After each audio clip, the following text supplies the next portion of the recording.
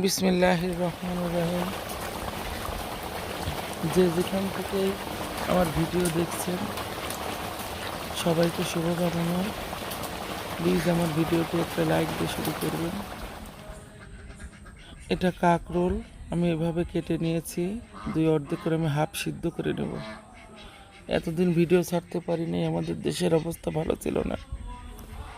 এখন আমরা স্বাধীন স্টুডেন্ট, ছোট ছোট ভাই ও বোনদের শুভকামনা।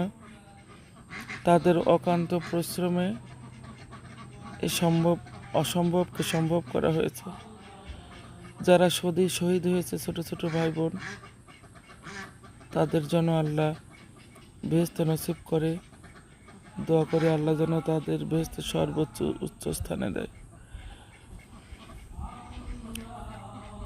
এখন কাঁকরোলগুলো আমি সিদ্ধ করে এভাবে মাঝখান থেকে ছেড়ে নিয়ে এই কাঁকরোলের বীজগুলো বেটে নিয়েছি। দিলাম বেসনটা শুকনো খোলায় ভেজে নিয়েছি। কিছু মাংস সিদ্ধ করে রেখেছিলাম, বুকের মুরগির মাংস, সেটাও টুকরো করে দিলাম। স্বাদে মশলা দিলাম, লবণ, হলুদ, মরিচ দিলাম, একটু চিনি আর একটু গরম মশলা বাটা। আর কোনো কিছু লাগবে না, এটা দিয়েই আমি পুর বানাবো।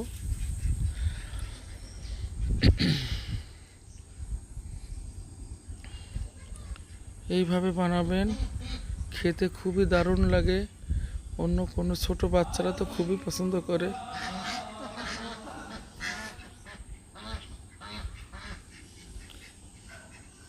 আপনাদের সুবিধার্থে আর একটা দেখাচ্ছি। আমি এভাবে সবগুলোই একে একে ভরে নিয়ে দেখাচ্ছি।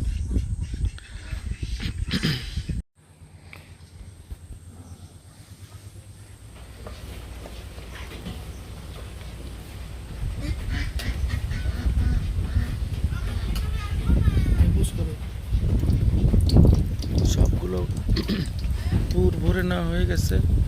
কড়াইতে দিলাম তেল। এখন এগুলো আমি ভেজে নেব।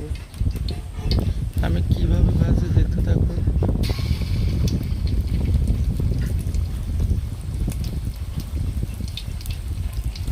আগে দুইটাতে ভাজা ওদের খুলে আসে।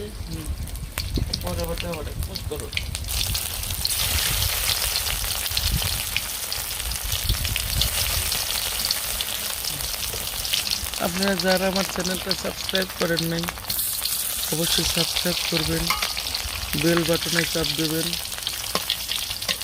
ফেসবুক পেজটা ফলো করবেন।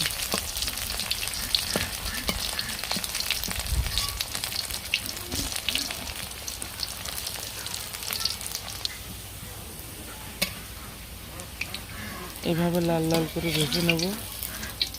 ভেজে নেওয়া শেষ।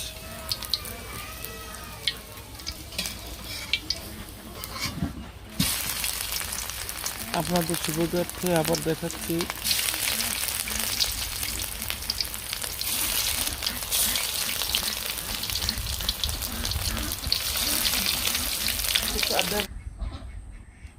সবগুলো ওই কড়াইতেই আবার তেল দিলাম, ফোড়নে দিলাম দারুচিনি, সাদা ফল,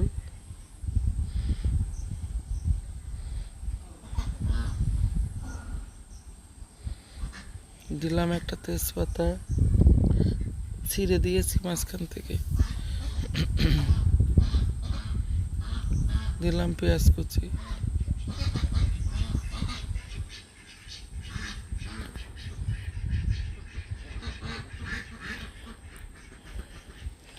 আমি এটা ভেজে নেব হালকা করে।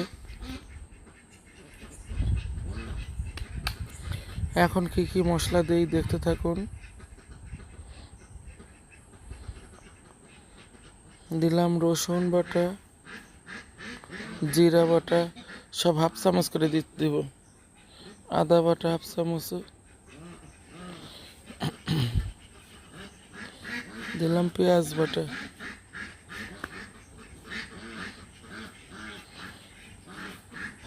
সামান্য হলুদ একটু রঙের জন্য, দিলাম হাফ চামচের কম ধনিয়ার পাউডার, মরিচ, দিলাম লবণ।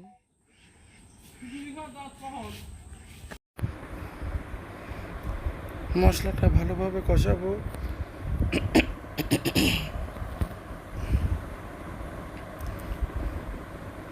আজ কয়েকদিনে ফোনে এত রিং ঢুকছে, কথা বলতে বলতে আমার গলায় বসে গেছে। দিলাম টমেটো বাটা, দিলাম কাজু বাদাম বাটা,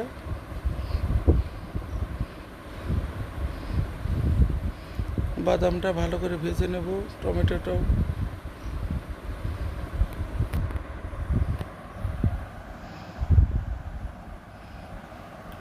মশলাটা ভালোভাবে কষাতে হবে, না হলে তরকারির কোনো টেস্ট আসবে না।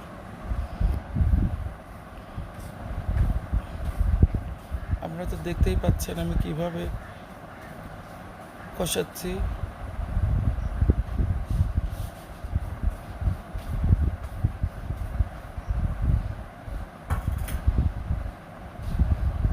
এখন দিলাম আমি 2 টেবিল চামচ টক দই।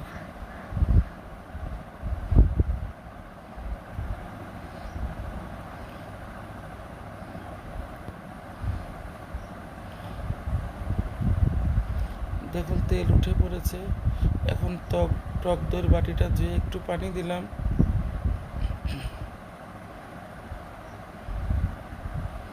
দিলাম একটু চিনি টেস্টের ব্যালেন্সের জন্য। এখন আমি ভেজে রাখা কাঁকরোলগুলো দিয়ে দেব।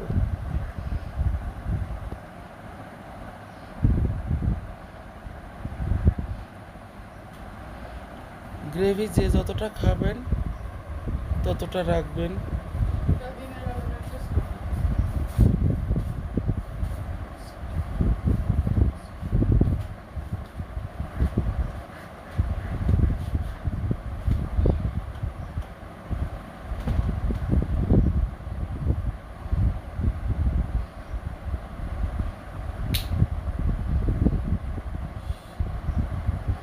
দেখুন কত সুন্দর কালারটা আসছে। দিলাম কিছু কাঁচামরিচ ফালি। রান্নাটা হয়ে গেছে। উপর দিয়ে 1 চামচ ঘি দিলাম।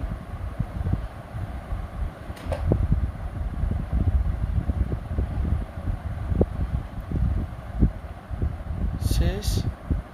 দেখুন কত সুন্দর লাগছে। এভাবে অবশ্যই বানাবেন এবং খাবেন। আমার হাজবেন্ড খাচ্ছে, দেখা যাক সে কি বলে।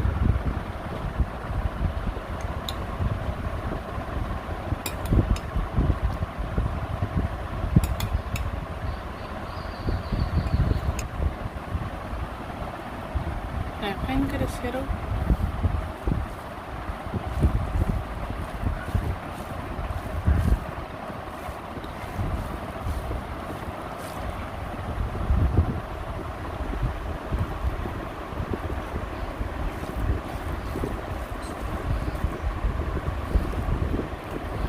সবাই ভালো থাকবেন, সুস্থ থাকবেন। আল্লাহ হাফেজ।